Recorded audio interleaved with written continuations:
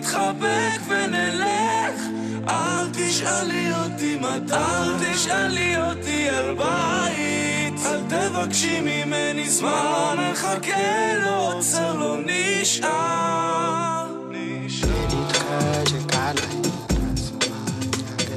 הנה הפרויקט של עידן רייכל, זה דיסק ראשון שלך בעצם, והוא פרויקט שאתה מפיק מוזיקלי וכותב, של חומרים שכ-30 אומנים שרים ומשתתפים בהם. כן. לא התכוונת? לא ממש התכוונו כולם, בעצם אנחנו הקלטנו בבית כל מיני סקיצות ביתיות, וכשאני הגשתי את 4 סקיצות להליקון, אז התכוונתי כמו ליצור איזשהו כרטיס ביקור שלי ושל החבר'ה, לראות אם נוכל להשתלב בדברים מסוימים. והקלטנו כל מיני דברים. שאת רובם אתה כתבת? כן. חלק נשענים על מקורות מהתנ"ך. כן, תנ"ך, דברים עממים אתיופיים. ומה המשיכה שלך דווקא למוזיקה אתיופית? המשיכה היא לא למוזיקה האתיופית, המשיכה היא לכל מיני שורשים. זה לקחת הרבה חבר'ה ששמרו על השירה האותנטית שלהם, להקליט אותם ואחר כך לעשות איזשהם עריכות ולראות אם זה יכול להשתלב בעניין הכלל.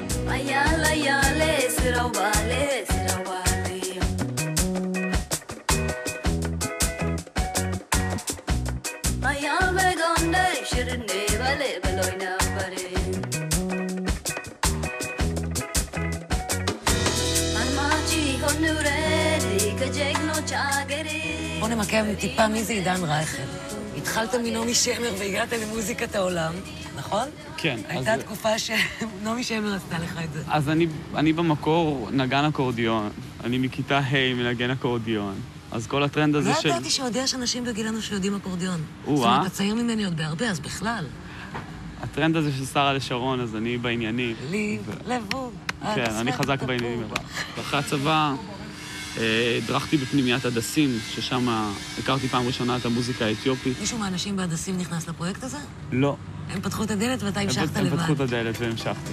אבל כן, אבל אני חייב להם את זה.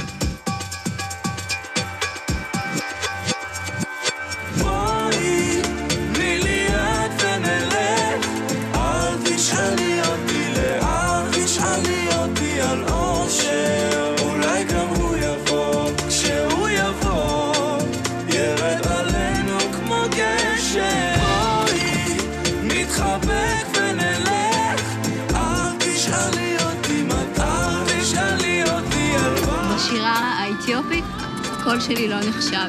הם אוהבים את הקול הדק, הצפצפני. יש לי קול לא נשי, לפי דעתם. אני שמחה לשמוע, אני באגודה שלך. וגם בעדה הם עדיין כאילו, וואו, שמענו ברדיו אמהרית, הם אפילו לא אומרים שיר. מרוב שזה ממש כאילו עדיין לא נקלט והם בשוק, כי זה פעם ראשונה שהמוזיקה האתיופית נחשפת. זמן נחכה, לא עוצר, לא נשאר.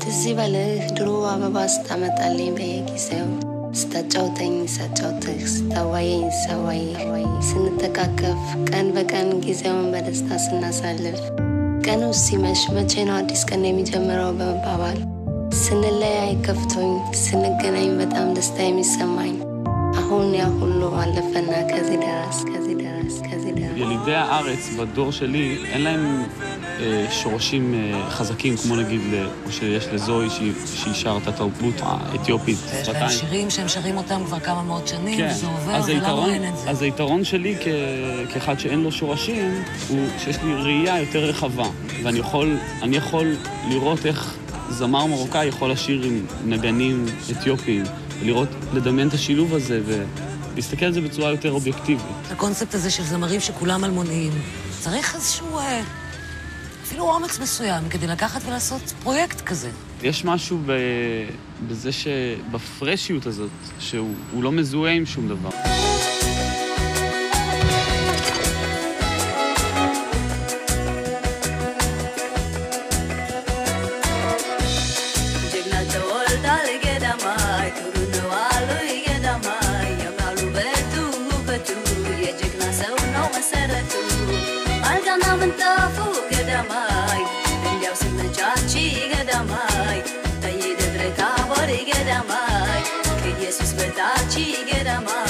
הרגשתי ששיתפתי אותו, שנתתי לו ליהנות ממה שאני נהנית, ממה שעושה לי טוב, להראות לו עוד צבעים, להראות לו שיש לנו גם דברים אחרים ולא כל הדברים שרואים בתקשורת או כל הדברים שאת רואה ברחוב כאתיופים.